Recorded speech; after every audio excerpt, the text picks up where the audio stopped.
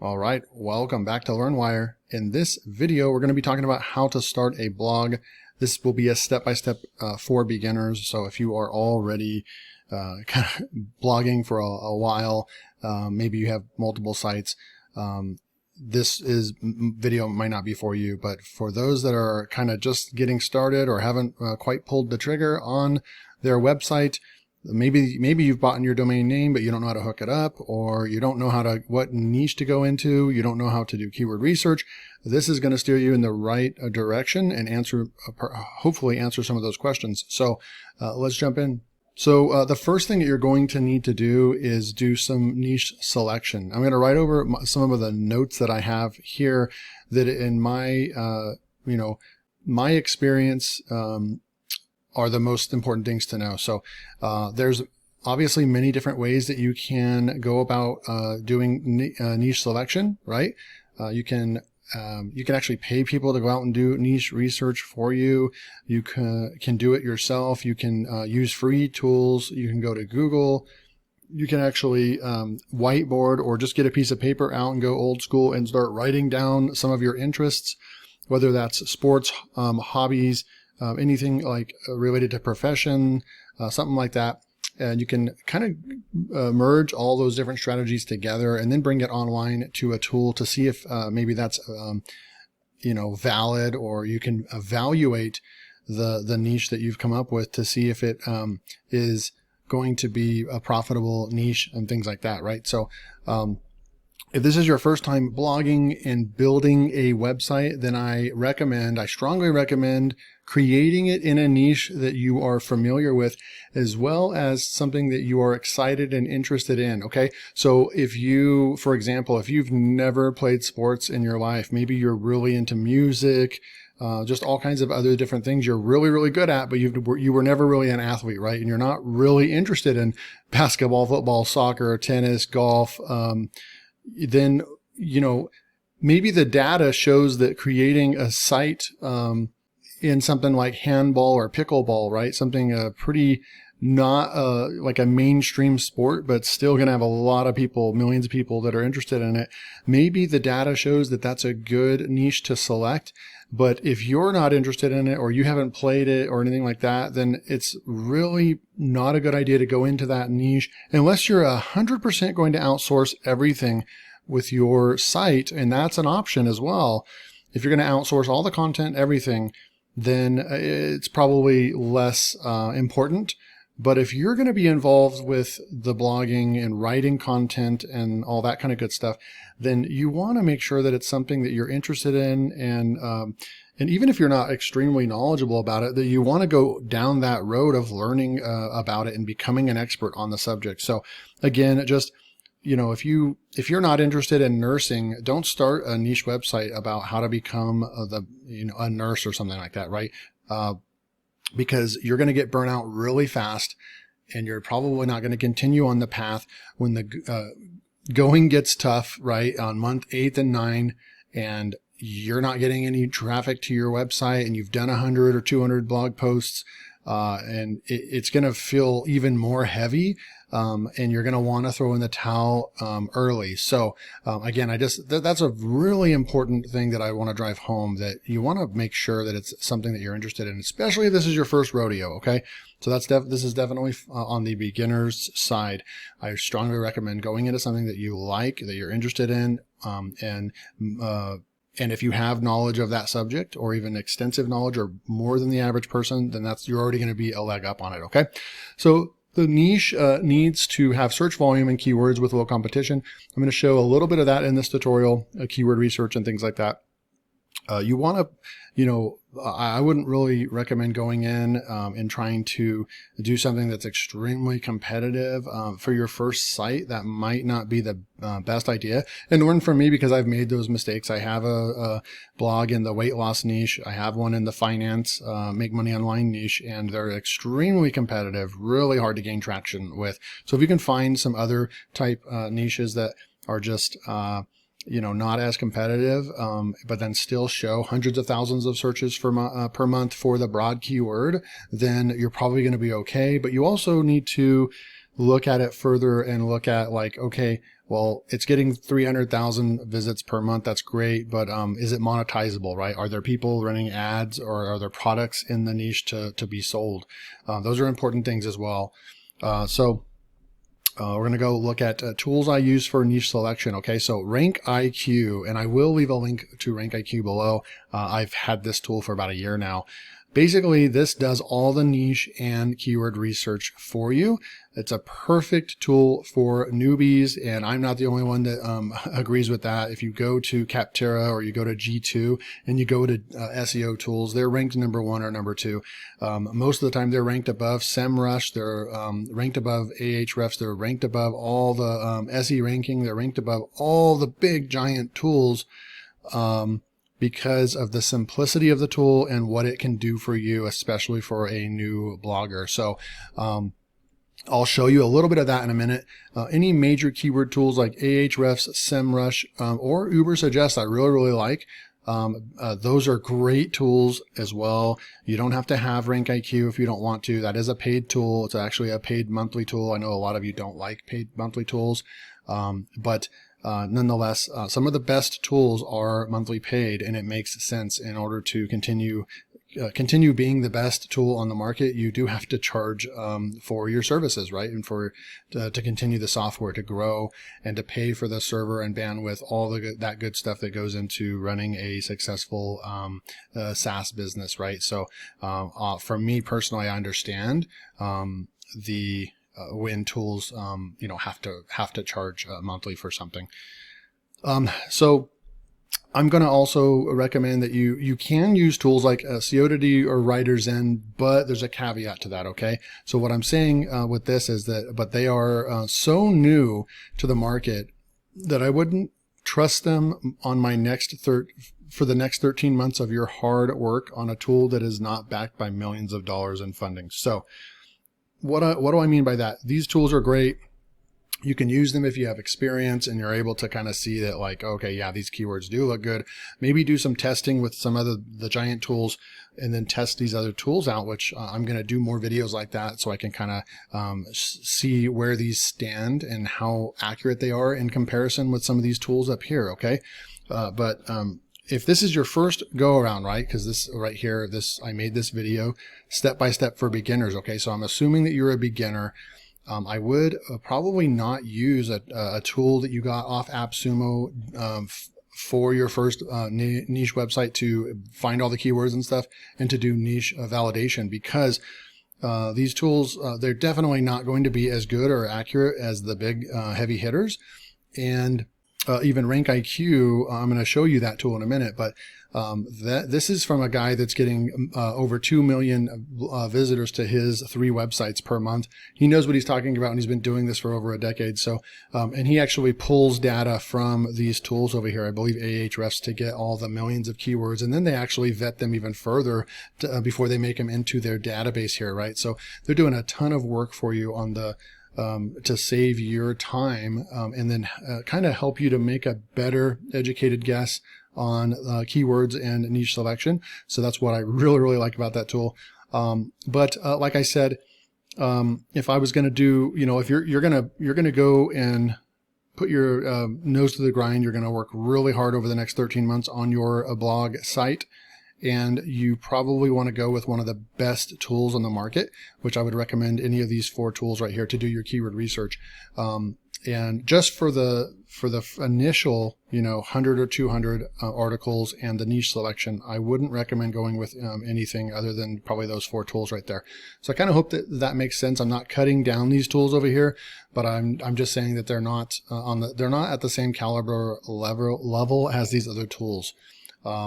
All right, so, and you want to get the niche selection and the keyword research correct at the very beginning, because you're going to be working the next 13 months building your blog up and trying to get as many articles as you can on there.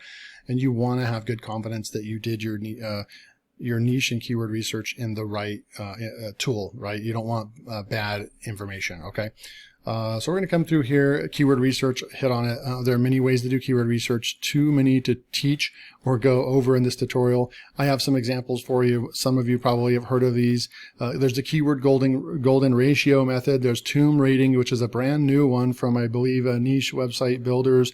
They have their own strategy where they go and pull all your competitors, and then they actually see where your site fits in. And then for a brand new blog, this one doesn't work, but still, this is definitely a keyword research method, and it can work really well.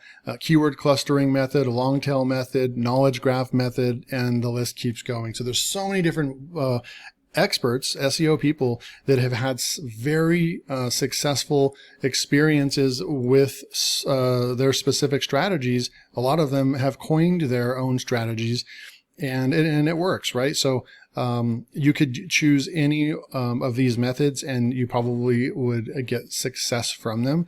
I'm not going to choose which one that I think that you should go with, but what I am going to show and kind of teach is the basic keyword research method in the tools, which basically you have a keyword difficulty score, and it basically is judging the link profile for that keyword and maybe taking into consideration the link profile, which is the domain authority and so forth, the referring domains, and then it's basically going to kind of come up with a score like based on the authority of the top 10 ranking sites, is this keyword easy or hard to rank for, right? So I'll show you that in a minute. I'm going to show you the standard method, basically, that indicates the low difficulty score, which is where probably 80% of people fall into when they're doing the keyword research. And there's nothing wrong with doing it that way. There are more complex ways of doing keyword research, and you'll probably find yourself doing one of those methods. But this particular video won't be for those keyword research methods, but I may, if you want to leave a comment below, if you want to, for me to maybe make a video on some of this stuff, maybe I can do that. Okay. All right. So, what we're going to do is go and actually look at the keyword research and, maybe niche selection. So I'm going to come through over here, and I'm actually going to go into RankIQ. And once you're in RankIQ, we'll go to the keyword library. Okay. And this is where if you sign up to RankIQ, you'll come in here, and let's say you don't even have a niche, right? But maybe you have some ideas. Well, you can start off by just going into the drop down bar here. And even over the last year, I can see how they had like 100 in here, and they must have like 300, 400, 500 niches in here. Look how slow I'm moving the bar right here, and look how many niches are actually in here. I mean, it just keeps going. There are so many in here. And so, like, let's say you're in music right now, and you maybe you're a drummer and you want to start a blog on just drums. Well, they actually have that niche in here, right? The ukulele. They have all kinds of stuff. I'm going to select that one and just show you kind of how this works. So we'll select drums. It's going to automatically pull up all kinds of drums keywords that you can go after, that 9 times out of 10, if I take one of these keywords right here and I go throw this keyword in one of the tools over here, 9 times out of 10, it is going to be a green keyword. It's going to be an easy keyword. So you can bet that most of these keywords are easy to rank for. It's going to give you like an average time to rank right here, and a competition, right? So you could even start off by selecting the competition, and I would, for a brand new site, you want to actually go for the competition at the lowest right here. And so you'd actually just start right here, and here they already do all of your research for you, right? You can select all of these keywords, you can add them to a list.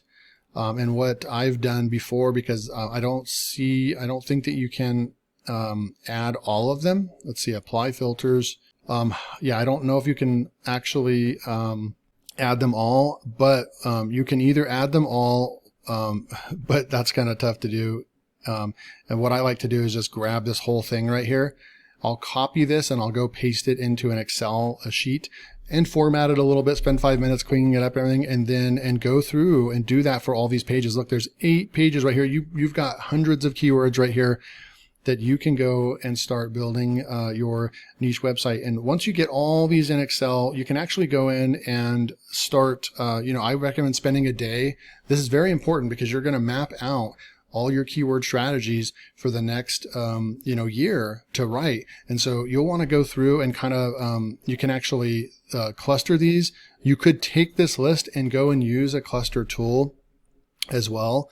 But basically, because you don't want to repeat and do, have content cannibalization where you basically have, variations of the keywords and creating full blog posts on things that, like right here, there's a perfect example. How much does a drum set cost and how much is a drum set? Those two that's the same piece of content, right? So this would be one article that you could probably rank for both those keywords. You wouldn't want to make a post on this one right here and this one right here. So that's where you're going to want to make sure that you kind of group these together, but still you're going to end up with at least 100 or 200 posts in this market right here. And that's just one way. So like, there is just so much out there.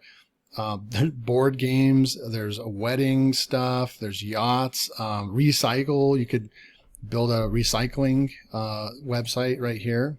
What to do with old water filters.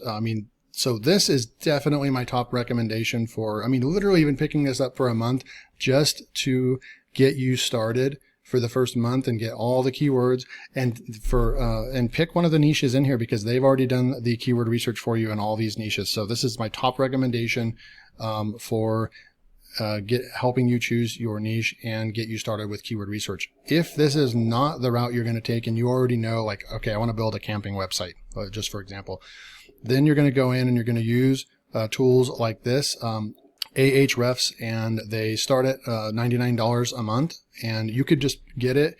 I believe they might have a trial. It's a paid trial, I believe. They'll let you get a trial one time for like $7 or something like that. And if you need it longer for that, just, pay for 1 month to do a year's worth of keyword research, and or you could plan on just revisiting the tool and your keyword research and competitive analysis every 3 months or every 6 months, right? So because of $99 times 12, you would spend $1,200 in your business on this tool. This is the absolute best tool, period, by all SEOs. I want to get this and actually, I've already used it. It's an amazing tool. But the major competitor for Ahrefs is SEMrush, and I'm also going to use SEMrush for a few months as well, and then I'll probably do like a comparison video and stuff, and then kind of overall say which one that I personally like using the best. But right now, without using SEMrush, I haven't really used SEMrush. Ahrefs is my top recommendation, but it is a pretty expensive tool for beginners if you don't have the budget. So the next choice would be to go to Ubersuggest. They have some really good monthly rates at like $10 a month. You can get the tool, or they have some lifetime plans. I think I paid like $300 for a lifetime plan, so I don't have to pay ever again. There's this one, and there's another one called I forgot what it's called. Oh, it's called Key Search. Key Search is another tool that you could pick up as well. So right here, for example, we'd come in here and we would just say camping. You can say camping or camp, and then I'm going to say search. And so we have a search volume over here of 2.2 million for camping. So if you type in the broad keyword, so like right here, watch. If I say pickleball, it has 368,000. So you know that this is a lot smaller niche. This is a micro niche right here. So that would be the difference between that sport, or basketball is going to have 823,000 search volume. Okay. And then we go to camping.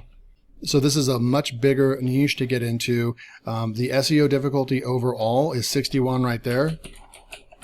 If I type in pickleball, it's at 52. So it's less competitive. Pickleball's less competitive, right? But let's go with camping. And even though this one is more competitive, obviously you're going to have to take into consideration seasonality as well. But once you, and if you're okay with that, right? If I built a site that has a summer seasonality, then I would just offset that with my second site would be a winter site, right? So then you would always have a site that's doing really, really well. And what you can do here is it's going to give you some top keywords, but then the best magical thing about this tool is that we can go view all keyword ideas right here. And this is going to pull hundreds of thousands of keywords for us. This tool is a lot simpler and easier to use than a tool like Ahrefs. This tool is also going to come with a learning curve, but you do know that it's the Cadillac. It is the best on the market.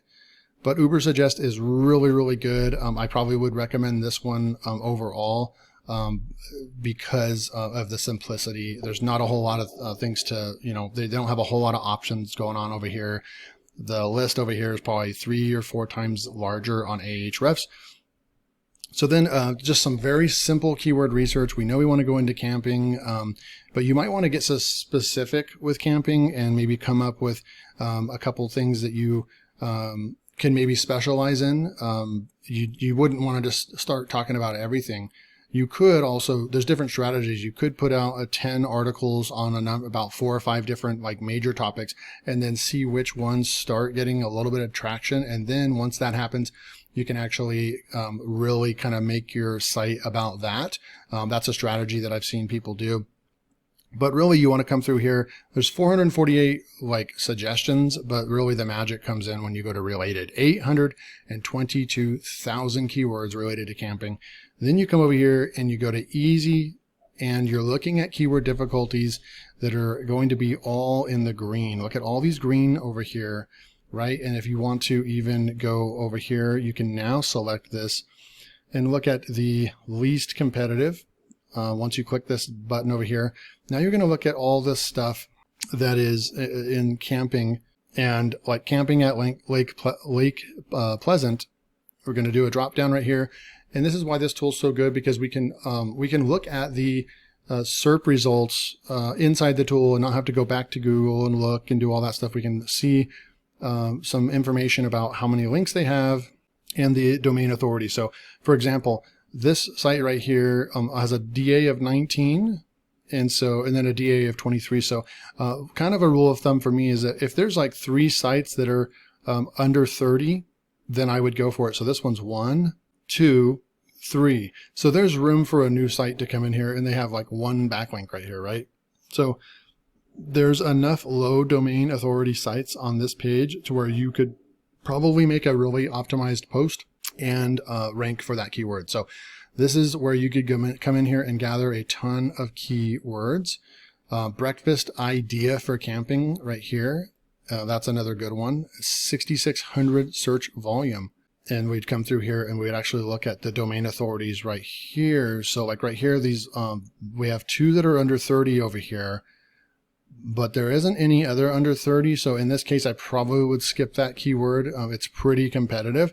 And that's kind of how I go about the keyword research. And then what you want to do is you want to kind of get your first 100 or 200 blog posts planned, put them on a spreadsheet. So then you can actually, systematize your content production and start writing and not have to do keyword research on a daily basis, right? So that's kind of what I would recommend to do. So those are the tools. Let's go in over here. So then what are you going to do next? You've done some niche selection and research. You've done a lot of keyword research. You know what you want to write about. Now it's time to go out and find your domain, and you got to hook up your domain. You got to install WordPress. Now I have a full detailed step-by-step playlist on building your site from the technical standpoint. I show you how to go to and buy your domain, how to hook your DNS records up and point it to your hosting, how to install WordPress, how to install a theme, how to install plugins, all that kind of real technical stuff. I'm not going to show you in this video, or this would be an all-day event. But I've already made those videos for you. So I will put that up in the top right-hand corner. And you're welcome to go, it's 4 videos. You're welcome to go along with those videos, and it'll teach you everything you need to know. So there you go right there. And then let's go through, so how to start writing and publishing on your blog. So you can write in third-party software tools like Microsoft Word or Google Docs. Those are going to be the most common. I think a lot of people use Google Docs because they're able to share it with their editors. They're able to kind of, it's just a little bit more flexible. And then not everybody has access to Microsoft Word, but everybody has access to Google Docs. Those are the most common. If you're using AI to write, you're going to probably be dancing with the AI, writing in there. That's where you're going to do most of your work. And then you can maybe transfer it over to a Google Doc afterwards if you're going to have anybody else on your team look at it. I recommend pasting it somewhere and then pasting it back into WordPress because sometimes you'll run into some formatting issues and things like that. But overall, you should be able to go from Google Docs to WordPress pretty easily on a paste. Some technical things to remember on each blog post: always include a featured image. Always include 1 to 3 images in the post, depending on how long the post is. If it's a 1,000-word post, make sure to at least have 1, maybe 2 images. If it's a 1,500 to 2,000 word post, I would probably put 3 images in there. It helps break up the, kind of monotony of reading a long blog post. People don't like reading, long blog posts. So you want to include images. It helps break it up. It's easy on the eyes. And then also to go along with that, you want to don't write big paragraphs, write short sentences as well. So you don't want big blocks of text, like in English class, a complete paragraph is like 5 sentences. That doesn't really work for the search engines or people reading online. You want to have like 2, maybe 3 sentence paragraphs, and then literally just push the return button. Even if it's not a finished thought or you're not done talking about that subject, it's not technical English the way that you learn it like in an English class. You really just want to break up the text because for multiple reasons. One, it's easier on the eye and it's less intimidating for people to read.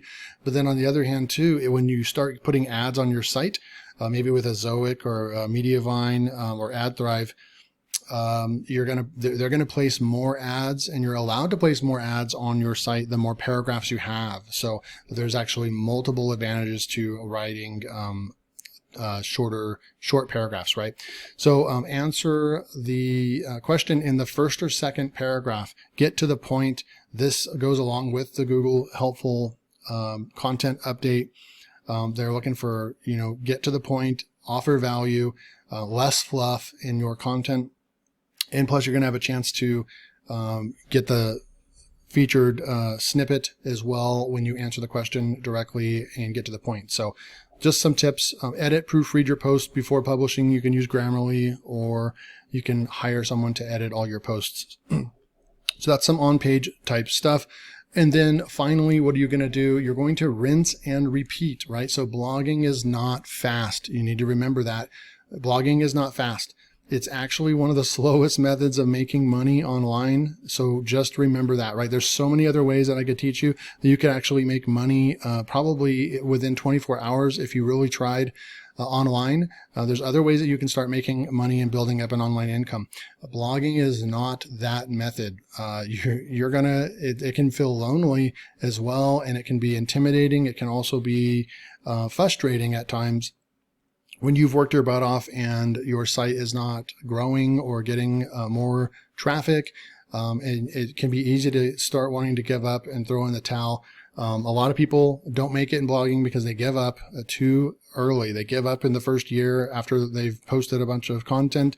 But that is just the name of the game, and the way that the way Google kind of ranks websites and ranks content. They're going to do it based on trust and authority, and new websites just do not have that. So it's going to take much longer. There are possibly kind of like some shortcuts that you can take that are still white hat shortcuts. That's basically buying an aged domain, a domain that already has been around for years, has a backlink profile. And if you're a rookie at doing that, though, I'm not necessarily recommending that, because you don't want to buy a bad domain, and because then you're just not ever going to rank, right? You do want to be careful when you buy an aged domain, but it can speed up the process dramatically, actually, if you do it right. So that's just a pointer there. Back to the income, right? So like I said, it's one of the slowest methods, but it can actually have one of the largest income caps, right? So you can work on your blog, and then all of a sudden you could be making 20 grand a month from your blog. And at that point, it's going to be very passive. Once you rank and start making money, it's extremely consistent and basically a passive income at that point. You could now hire an agency to manage your site for $1,000 a month to continue putting fresh content on it, maybe do content or SEO audits every 6 months or so. So very minimal work at that point, and then your content, you're just going to continue to get paid because of the authority site and the high quality content you put on it. Or then you can actually sell your website. Once it's making money, you can typically sell your site for 40 to 50x what it makes per month. So just remember, this blogging thing, it doesn't happen overnight. Expect to start seeing results around 8 to 13 months. Don't throw in the towel before 13 months like a lot of people do. Just keep going with the momentum, build, and then, hopefully in that second year, you're going to really start seeing traffic and results. So that's it for this tutorial. I hope that this was helpful on how to start a blog step-by-step for beginners. We did a little bit of keyword research, showed you some softwares, talked about niche selection and keyword research and all that kind of good stuff. For the technical stuff about building your actual site, it wouldn't make sense to put all this information into one video and then also demonstrate and do a tutorial. So this was just a really information-packed video. And if you want to go along with me while I actually show you step-by-step over the shoulder how to build your website, then you can get that playlist below in the description below. Hope you guys enjoyed this. If you did, hit that like button. It really helps out. And make sure you're subscribed to LearnWire. I am going to be coming out with more content talking about SEO and talking about blogging, which I know many of you are very interested in. So until next time, I'll see you. Thank you.